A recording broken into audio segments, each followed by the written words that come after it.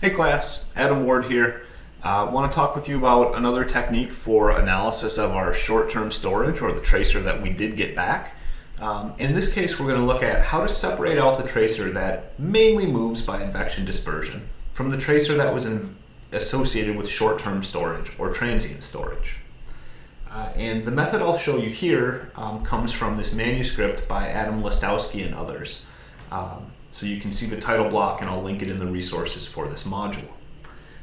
And the idea here is that when we've injected our tracer and we've measured at the downstream end of our study reach, there are some flow paths and therefore some mass that it's mainly moved by advection and dispersion. So there's very little role of transient storage in that mass. In contrast, there is other mass that's going to have some excursion into a hypereic zone, into an in-channel dead zone, where transient storage will be more important, shown here in purple. And the big question being asked in this study was, how can you break those two apart? Can you decide how much mass is mainly advection dispersion and how much must have had some more transient storage act on it? And through the analysis here, the answer from Adam was yes, and here's how. And so what I'll do today is just give you sort of the quick version of how you can do this with your own tracer study. So first thing that's required is we have a observed solute tracer time series, and I'm just writing DS for downstream. So at the downstream end of our study reach, we have this observed concentration. And I'll show you the steps sort of conceptually on this slide, and then we'll do some more of the calculations on subsequent slides. So the main contention here from Adam Listowski was that, hey, on the rising limb, so when we go from no concentration up to the peak, that's primarily about advection and dispersion. So there's very little influence of transient storage on the shape of the rising limb. So that's the key underlying assumption that makes the rest of this work. And so what Adam does, or proposes, is that we can use the rising limb to fit an advection dispersion model. Then, once we know something about advection and dispersion, we can make a model of what would have happened if you only had advection and dispersion. So AD model, as shown in my plot.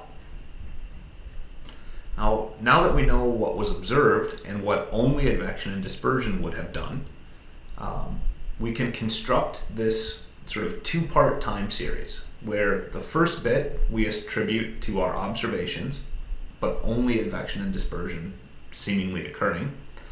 And when that crosses underneath the observations, we then use the model. So I've kind of highlighted that line in green to show you what's happening.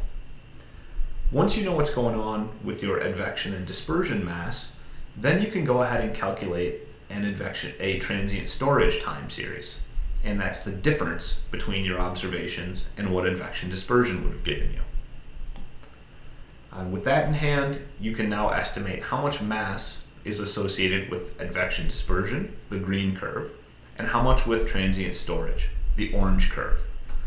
And so what flows from this is a pretty cool analysis, because it lets you take your complicated time series and basically break it into two separate chunks. Here's an advection dispersion chunk, here's a transient storage chunk, and I can actually start to study those separately from one another.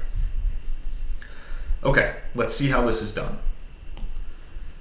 And so again, the very first step is we're going to fit our advection dispersion equation model to the rising limb data. We've used this advection dispersion model before in this module, so I won't go through all the details of it. But the key thing here is that you're using some kind of a regression or optimization technique to make estimates of the dispersion coefficient D and the stream velocity V. And so this is how Listowski suggests that we do this. So fitting only the rising limb, not using any data beyond the peak, we're going to estimate dispersion and velocity. After that, we can find out how much mass did we actually get back and we can construct a model of that. And this constructed model of our recovered mass is what Adam calls C with a subscript ADE for advection-dispersion equation. So how much mass did we recover at the downstream end? Well, we know mass is discharge multiplied by concentration. So our discharge Q ds at the downstream end multiplied by the integral of our downstream concentration time series. And with that, we can now construct a concentration time series for what we think we would have recovered. So in other words, what does the advection-dispersion equation predict using the dispersion and velocity you have, but now using only the mass recovered? So the big difference here, up in purple, this one was the mass that you injected. So that's how much mass you actually put in with your slug injection. Whereas in blue, it's the mass recovered, how much actually came out of your study reach at the downstream end.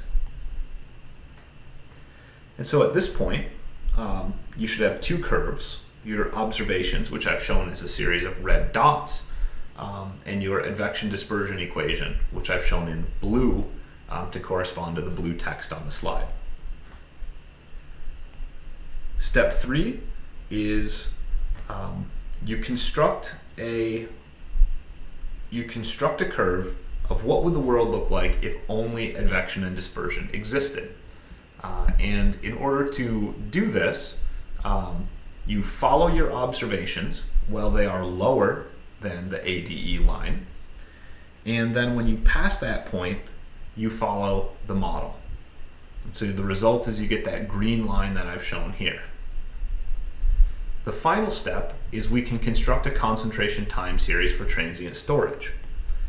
And so the way you do that is to say what I observed, red, minus advection dispersion, green, gives me the concentration time series in transient storage. Now, if you've done these steps correctly, you're going to end up with two curves. One that looks like your one that's got your advection dispersion line in green, one that's got your transient storage line shown here in orange. And the last thing that Listowski does is then say, okay, now that you have these concentration time series, turn them into masses. How much of your mass was moved primarily by advection dispersion? So he uses M with a subscript AD for advection dispersion. MAD, it looks like written here. It's discharge multiplied by the integration of the green line. And similarly, how much mass was moved by transient storage, MTS, or how much was primarily influenced by transient storage. It's that downstream discharge multiplied by the integral of the orange time series of concentration TS. So CTS and CAD. And so, well, the steps here can seem a little bit unintuitive when you first do this. I hope that you're with me through the reason, right? Because we can actually go through now and we can separate out how much mass is really moving by advection dispersion, how much mass is really moving by transient storage. And by comparing those two, you can find out which was more dominant. Does more mass move by advection dispersion, or does more go into transient storage? Are they approximately balanced in my study system? For those who are interested in uncertainty around these analyses, if you check out the paper, Listowski actually estimates 95% confidence intervals each time something is fit or calculated, and propagates those forward through the system. And so that's a nice model that you could follow to put some uncertainty bounds around your estimates. Okay, so at the conclusion of this video, you should understand this concept of splitting advection dispersion from transient storage. You should be able to do those calculations and interpret if more mass in your study is transported by advection dispersion, or if more mass ends up finding its way into transient storage. All right, thanks for sticking with me all, and good luck with your next learning assignment, learning activity. See ya.